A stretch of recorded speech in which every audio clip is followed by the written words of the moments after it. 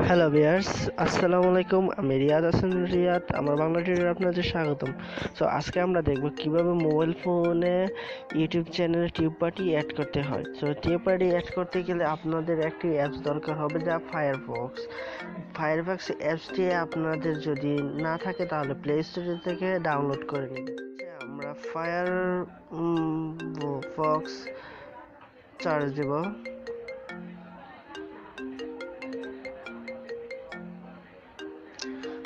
Charge দেওয়ার পর এমন একটি পেজ আসবে। পেজ আসার পর এখানে ওপেনের জায়গায় আপনার ইনস্টল আসবে। ইনস্টল করে নেবেন, তারপর ওপেন আসবে। তা আমরা সরাসরি ওপেনে ঢুকলাম।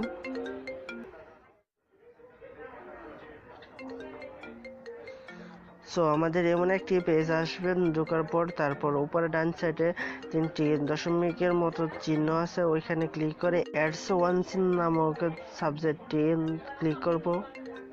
ক্লিক করার পর browser all Firefox ads one ওইখানে ক্লিক করব আমরা।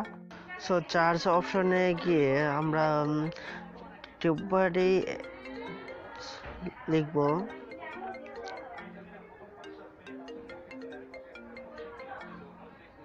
লেখার পর ওইখানে ক্লিক করব। ক্লিক করার পর এখানে plus add to Firefox, so add করব। সো আমাদের অ্যাড করা হয়ে গেছে। এখন আপনি নিউ ট্যাবে গিয়ে youtube.com চার্জ দিবেন।